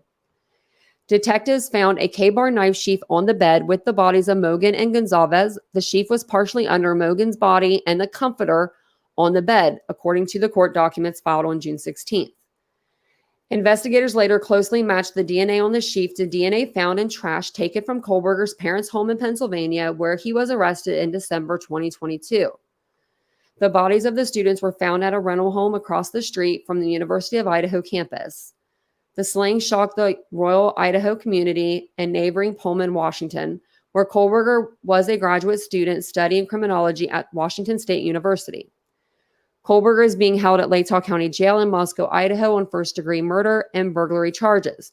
His trial is set to begin on October 2nd. He has pled not guilty and is facing death penalty. Now, do we know if Kohlberger can get mail in jail? Can he get mail? Like, if we were to write Brian Kohlberger a letter, wonder if it would get to him. I don't know why I've never thought of that sooner, but yeah, I'm going to write him. I'm going to be nice. I'm going to try. I'm going to have you guys help me because I shouldn't do this on my own. But yeah, because I know that I'm about to say he should be able to get mail. So his attorney collects his mail. Well, I'll make sure it's nice. I'll just say, I'm in an outreach program. If this was the 90s, that could work, but I don't know if they all have outreach programs for them now. Yeah, he does have a lot of fangirls. And you're right. Yeah, they already knew who it was. They wouldn't have gone to his parents' house. Exactly. That is true. Oh, is that what it is? Oh, emails. Oh man, isn't that crazy that you can have like an iPad and stuff in jail? What the heavens? There's people out here that don't have iPads. There's kids that need iPads for schooling that don't have a damn iPad. But you've got prisoners with iPads. I don't get it. I just don't get it. Well, I need his email. Was it Brian Kohlberger's innocent at Yahoo or?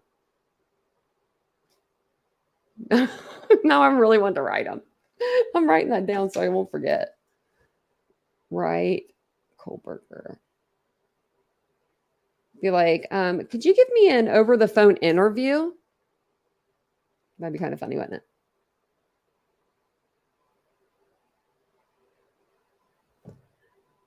Okay, so let me go over here. I have so much stuff. Let me put in this stuff. And we'll go over this picture later. I'm going to show you guys, actually, I wanted to go and show you the News Nation came out. I think they're talking about the documents. And it's Kumo. Gotta love him. Let's see if I can find it. Why is it? Sorry. It must be this.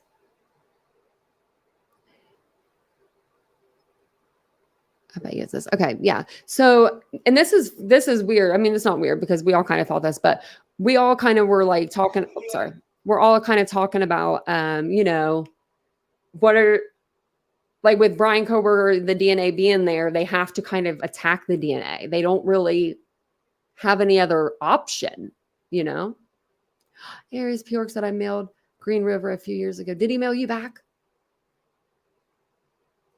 I hope he got my message and did a research paper on him and got an A. That's awesome. I want to see those famous eyebrows up close. So actually, somebody was talking about this the other day, and the way that he was like positioned, if he were to be looking down, where that step was coming through that hallway, that might have put him at more of an advantage to have his eyebrows be seen.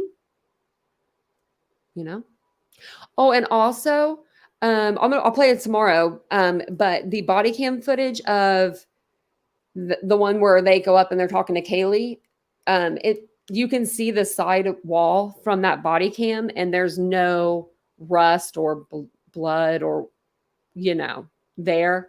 So I think it's safe to say that it is BLO or BLOOD. I don't want YouTube to really hate me. Well, hello. New to the chat. I like your little picture. It's cute. Welcome, welcome, welcome. Okay, let's watch Kumo. He's so handsome. He's grooming those. You think so too? That's what I said. That's what I said. I said, he's doing something.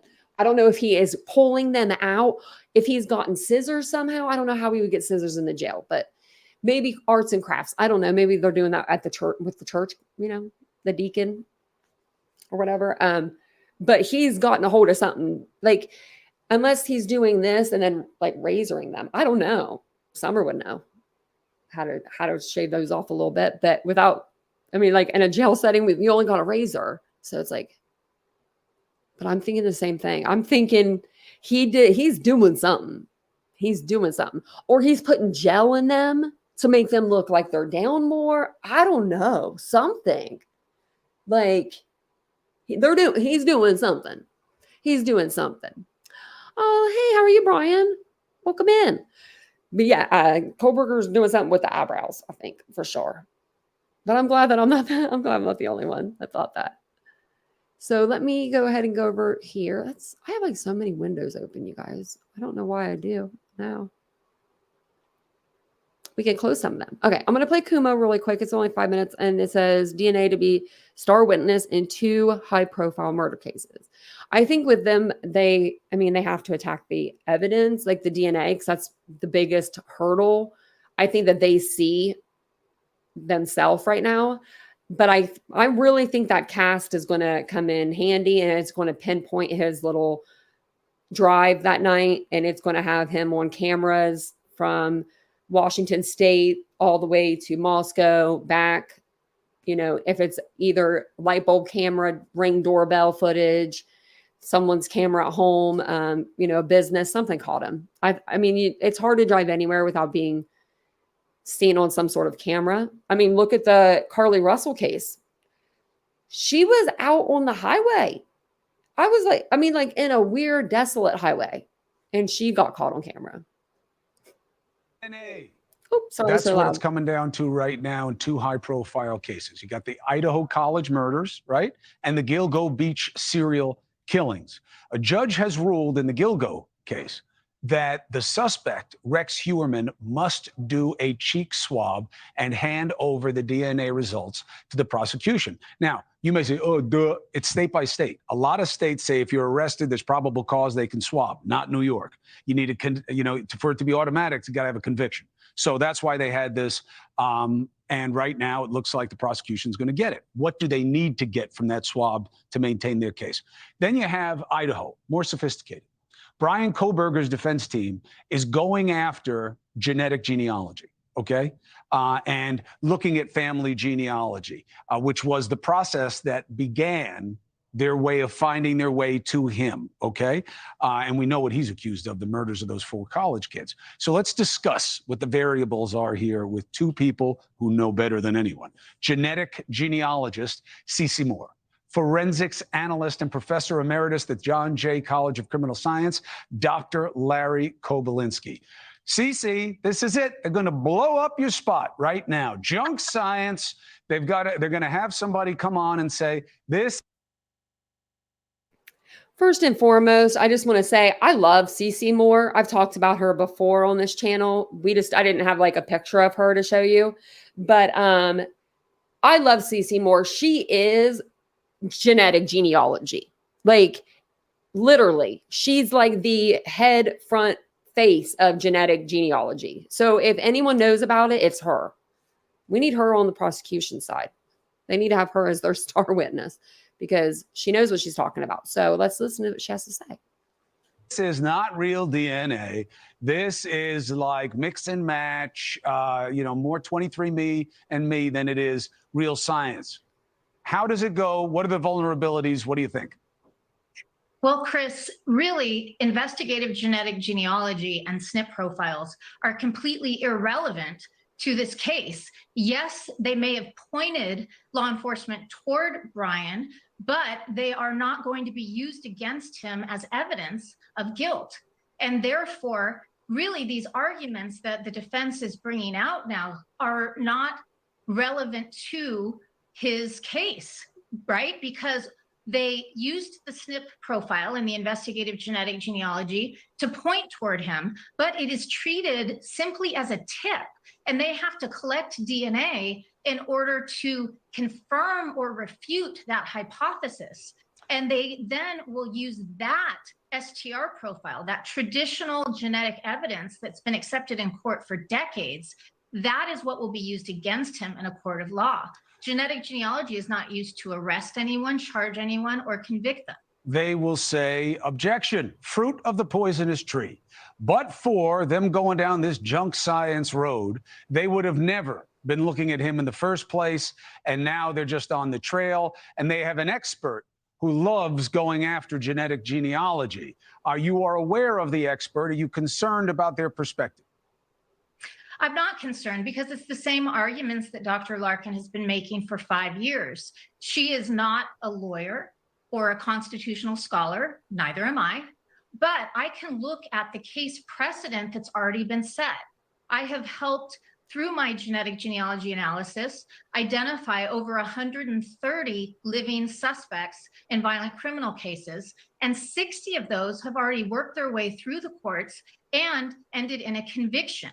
And that means that we already have seen significant precedent on these very same arguments or very similar arguments. That's not to say this judge couldn't rule differently, but if he follows the case law that's already been established, then it's very unlikely that the defense will be successful with this. And just to fill in the audience, the reason you bring in that she's not a constitutional expert is because her main avenue of attack is this is an unlawful search and seizure, which is the Fourth Amendment under the Constitution, right?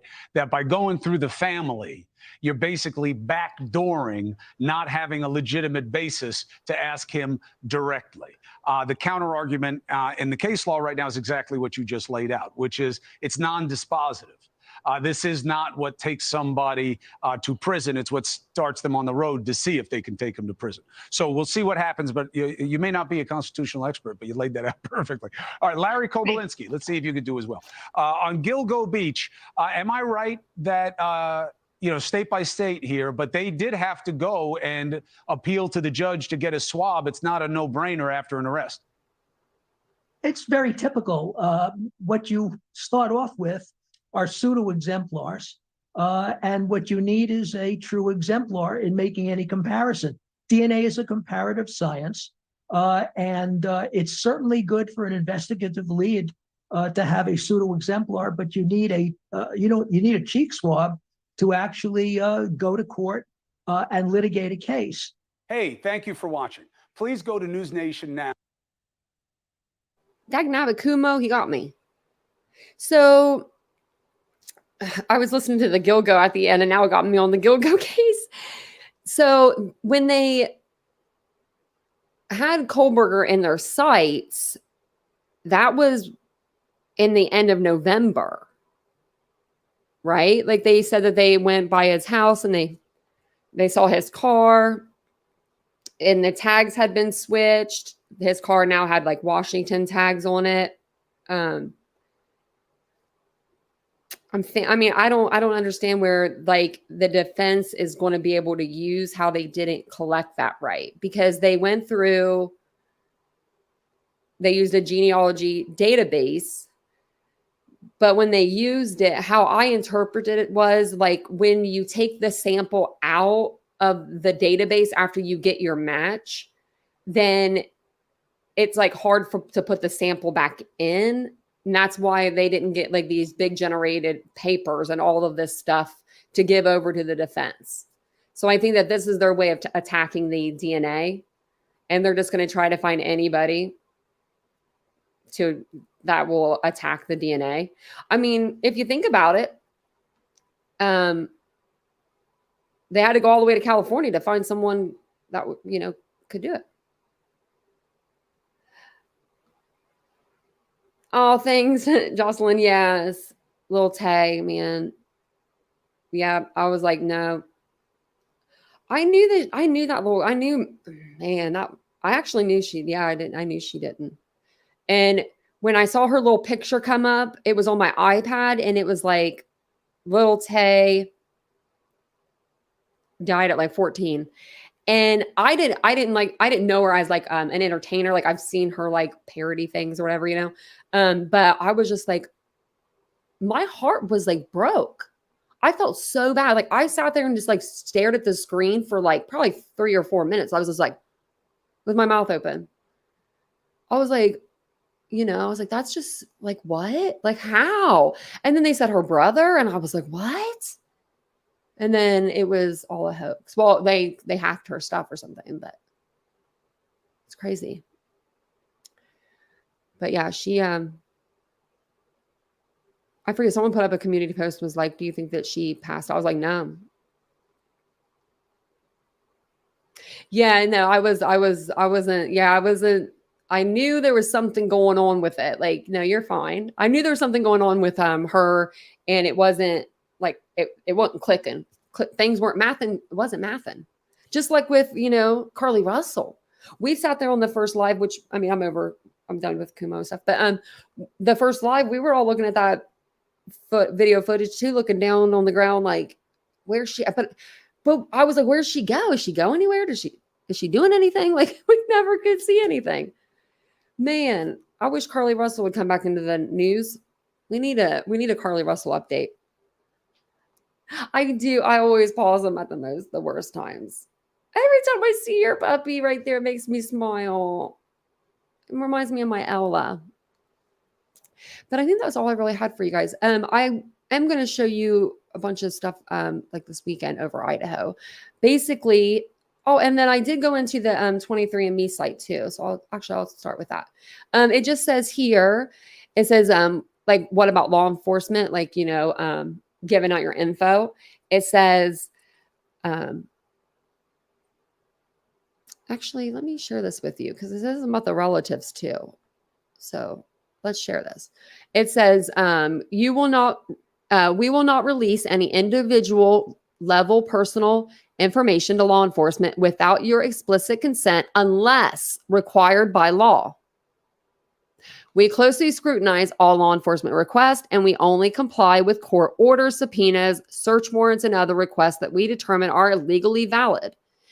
And if that were to ever happen, we would be transparent and notify anyone affected unless prevented by the legal request. And it was probably prevented. But it was probably a search warrant that they got. And then it says here, is my profile automatically public to my genetic relatives? And it says it is not. With our DNA relatives tool, you're asked whether you would like to opt into that feature. Once you do opt in, you control at what level you're connected and both known and unknown with both known and unknown close and distant relatives and what information is shared with them. And if you opt in, you can opt out at any time. So, I think that was all.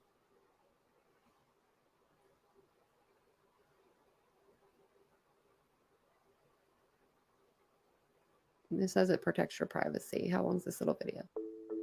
Your DNA is the key to amazing information about your Yes. health, ancestry, and Whoops. and at We'll read it out 23andMe, loud. we strongly believe in providing you with a secure, private place to explore and understand your genes. So how does 23andMe protect your privacy? In 3 key ways: meaningful choice, strong security, and clear privacy practices built into every step. And we put someone in control of your information who we think you might really like. You. You are in control of deciding what information you want to learn and what information you want to share. Here's how it works. Get your kit and create a personal 23andMe account. When registering your kit, you choose how your data will be used at 23andMe. You choose to discard or store your DNA sample at the lab and whether or not to participate in 23andMe research. And with tools and features you can opt into, learn about and connect with DNA relatives, and share ancestry or health information with your connections. After the lab analyzes your DNA, the data is encrypted and transferred to 23andMe's secure servers. Registration info is securely stored separately from your genetic info. You'll receive your personalized reports through your secure online account. When you send your sample to the lab, it will be assigned a random code, and your genetic information will be de-identified, meaning it's stripped of your name and other personal information. If you choose to participate in 23andMe research, your contributions could help accelerate scientific discovery and find breakthroughs for treating serious diseases. 23andMe has already uncovered genetic insights into conditions such as Parkinson's, cancer, and depression. Your de-identified data will be pooled with data from other participants and evaluated by 23andMe and qualified research collaborators. Researchers are also bound by security and privacy agreements to keep information confidential and secure. And if you opted into research, you can opt out at any time, right from your account settings. So if you're looking for a secure and private place to understand and explore your genes, welcome to 23andMe.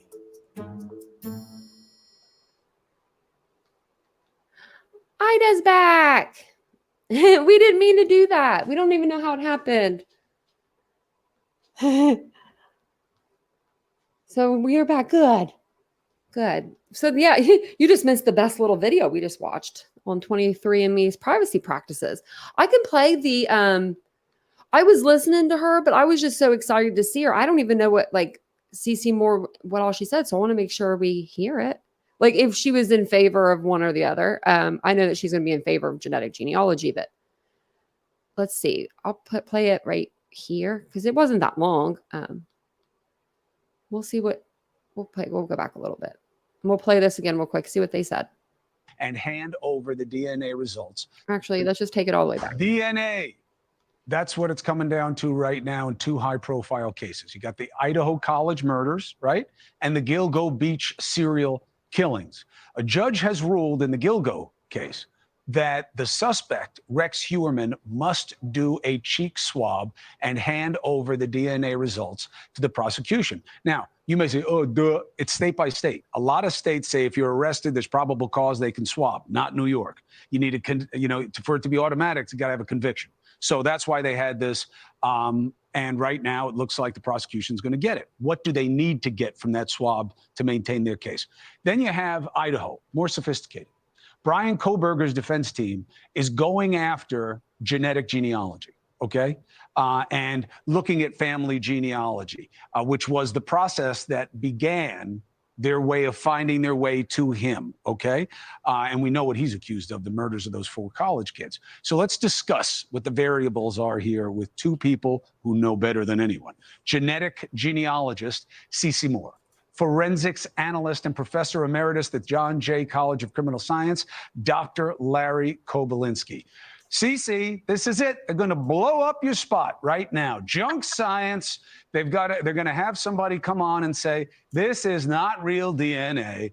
This is like mix and match, more 23andMe and me than it is real science. How does it go? What are the vulnerabilities? What do you think? Well, Chris, really, investigative genetic genealogy and SNP profiles are completely irrelevant to this case. Yes, they may have pointed law enforcement toward Brian, but they are not going to be used against him as evidence of guilt. And therefore, really, these arguments that the defense is bringing out now are not relevant to his case. I think what she's saying is kind of like what I was saying earlier, like they're not using the genealogy part of it. So it's not really relevant, but I'm going to keep playing. Yeah, I'm like really listening closely to her now. Let me see. Familiar DNA would just get them to the suspect. Yes, I believe that you're right. Unsolved mystery. That is such a fun name. Unsolved mystery. I had to say it out loud before I got it because it sounds like unsolved mysteries. I don't know. That's what it reminds me of. Right? Because they used the SNP profile in the investigative genetic genealogy to point toward him, but it is treated simply as a tip, and they have to collect DNA in order to confirm or refute that hypothesis. And they then will use that STR profile, that traditional genetic evidence that's been accepted in court for decades. That is what will be used against him in a court of law. Genetic genealogy is not used to arrest anyone, charge anyone, or convict them. They will say, objection, fruit of the poisonous tree. But for them going down this junk science road, they would have never been looking at him in the first place. And now they're just on the trail, and they have an expert who loves going after genetic genealogy. Are you aware of the expert? Are you concerned about their perspective? I'm not concerned because it's the same arguments that Dr. Larkin has been making for 5 years. She is not a lawyer or a constitutional scholar, neither am I, but I can look at the case precedent that's already been set. I have helped, through my genetic genealogy analysis, identify over 130 living suspects in violent criminal cases, and 60 of those have already worked their way through the courts and ended in a conviction. And that means that we already have seen significant precedent on these very same arguments or very similar arguments. That's not to say this judge couldn't rule differently, but if he follows the case law that's already been established, then it's very unlikely that the defense will be successful with this. And just to fill in the audience, the reason you bring in that she's not a constitutional expert is because her main avenue of attack is this is an unlawful search and seizure, which is the Fourth Amendment under the Constitution, right? That by going through the family, you're basically backdooring not having a legitimate basis to ask him directly. The counter argument in the case law right now is exactly what you just laid out, which is it's non-dispositive. This is not what takes somebody to prison. It's what starts them on the road to see if they can take them to prison. So we'll see what happens, but you may not be a constitutional expert, but you laid that out perfectly. All right, Larry. She said that woman wasn't a something scholar. I was like, oh, damn, Cece. Dang, Cece. She's like, but I'm not either. But I was like, that was a jab. Oh, Jan. Oh, you can go lay down. I have a headache too. What's up with the headaches today? Which I shouldn't have headaches. I get Botox. And I'm sure that's probably pretty expensive. But I don't know. I don't know that. I need to look into that because I have headaches. I usually don't get them after I get the Botox done. I usually don't have headaches anymore for at least a few months. And I've had to take Advil ever since I went and got the Botox done. Let's look at that date. I feel like if I talk to you guys, you guys will hold me more accountable. The second. It's like a week. Like a week and a day. Probably the weather, yeah. Isn't Kumo the cutest? He is. He's a cutie. I think he is too. And his wife works at the news station too. And she's always like in the back. She's like one of the producers or something. And I think that them two together, they are just like the cutest whenever she's on the air with him. But yeah, he is very handsome and he looks very strong. His arms are built. I know headaches are the worst. I think everybody in the chat's had a headache tonight. Oh, was it me? No. Well, there's Legendary. Well, you're 2 hours late, Legendary. Where have you been?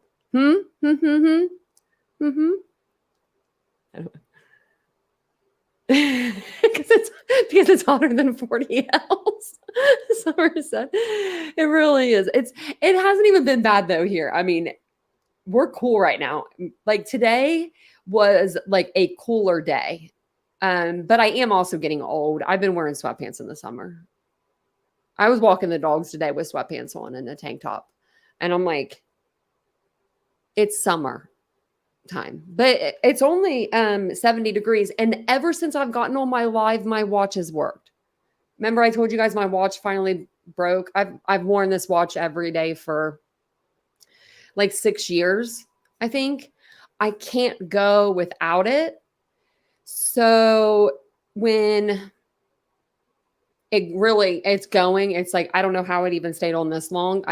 You guys are my lucky charm. I'm just going to be wearing this and it's not going to work until I get a new one because they're so expensive. And the one I want, of course, it's the most. It's the mostest, but I want it. So I'm like, I got to wait patiently to get it. And I hope it's like, I hope that this watch lasts until I get my new one, but I don't think it's going to. Kathy said, don't get me started on Tragos. That's funny. Oh, what were you doing, PKC? Were you out doing something fun? The YouTube lawyer is hot. He's a pretty good looking man. He is a pretty good looking man. I like the salt and pepper too. I like the, Oh, from Florida. I'm from Ohio, which I don't have an Ohio shirt on today. That's usually, I'm about to write that company and ask them if they want to give me some shirts. Like, you want to give me some shirts? Because, I wear Ohio shirts a lot. Bye-bye from Oz. Have a good night, Julie. Well, I hope you guys all have a good night. I'm going to jump off here. I can't believe it's almost 11 o'clock. Really? You're from Columbus? I'm in Columbus all the time. It's where I get my Botox. It's where I go to my doctors. I go to Ohio State University for all of my doctor's appointments and stuff. So I used to live in Columbus. I used to live in Upper Arlington. PKC, Idaho. Yeah, I love that. Oh my gosh. From Columbus. You're just like really close. I'm like an hour and 15 from there. We moved down like Southwest probably 7 years ago. And now they're redoing all the apartments here. And I don't know I think I know what they look like. I think they look like the one that this girl just got done, but we ain't ever moving now. Like they might as well just let us buy it. Let us buy the unit. Just let us keep it because we're here. We're going to, I don't know if they're going to put like carpets in though. Like, I don't know what they're planning. I don't like carpet, like I haven't had a carpet in forever, but if I have to have it, that's fine. But no, like they're going to redo our whole place and it needs it. It needs it.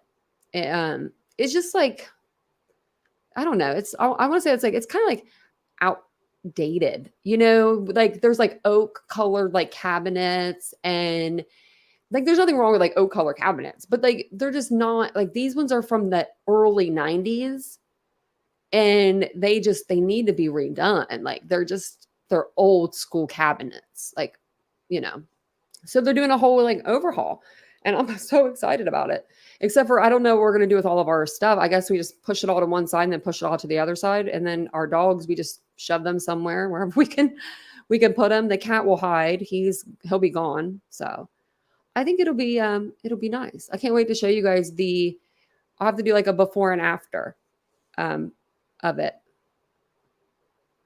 You just put in some new grayish black hard floors. Oh, and eco and bacteria free. Oh, I've never heard of that before. Have you looked into painting them? Well, these ones are cool. Like these floors are fine. I just don't want them to really take these up and put carpet in. Because we put these in because we had 2 dogs, and they had accidents. And it wasn't really like in this room or anything, but it was more of like in our living room area that's where we sleep now. So we have all hardwood floors there, all hardwood floors here. And these are like a grayish, brownish color. I don't know how to describe these. They're pretty cool though. I like them. Vincent put all these down too. Like, where did that come from? He's not, my family is like builders, and he's never built stuff like that before, but he's just really smart. He's good at looking stuff up and on the internet and just reading it and, getting the information he needs. I'm not. I'm too impatient. I'm the worst. But I'm going to jump off of here. It was really nice to see everybody tonight. Thank you guys for joining me for the live. I'll be on tomorrow night. What I think we're going to do with Idaho is, because they seem to be going towards trial. Like, I personally thought, and I think it'll be extended, but the defense is like, we're cool. We're just keep giving us evidence and we'll keep, coming. So they said that they're ready to go in October. So I figured we could start back from the beginning and go literally like the 13th and then see what like news came out the 13th, watch the grub truck video again, like really get back into like just what we used to know about the case, like in the beginning. And then we can work our way up to like the present day, because there's not a lot of stuff to really go over right now. And I feel like going back, we can always go back and we can always like learn new things. And I was even going to put like the press conferences in there. And then like, just like the little bits of like the news articles that are from like Idaho, like this, the smaller places that were like more legit instead of mainstream, media. We might even go over the Howard Bloom articles again, just so we can go through them and pick them apart, because I'm sure there's a lot of misinformation in them now that we read the last one. And there was so much misinformation in that one. So yes, but I know Santa needs to get his real job sorting my presents. He does. So he has got like 2 months, to try the case, win, and be ready to, get all of our presents ready for Christmas. Well, Nancy said goodnight. She scared the shit out of me. Sometimes I swear I'll turn around and I'll jump. It's so funny. But Nancy said goodnight. We'll see you guys all tomorrow on the live. It'll be at regular time, 8:15 p.m. Eastern Standard Time. So if you're not already subscribed to the channel and you don't have your bell icon alerted, make sure that it's alerted to all content. And I love you guys so much. And I will see you guys all tomorrow on the live. Bye, guys.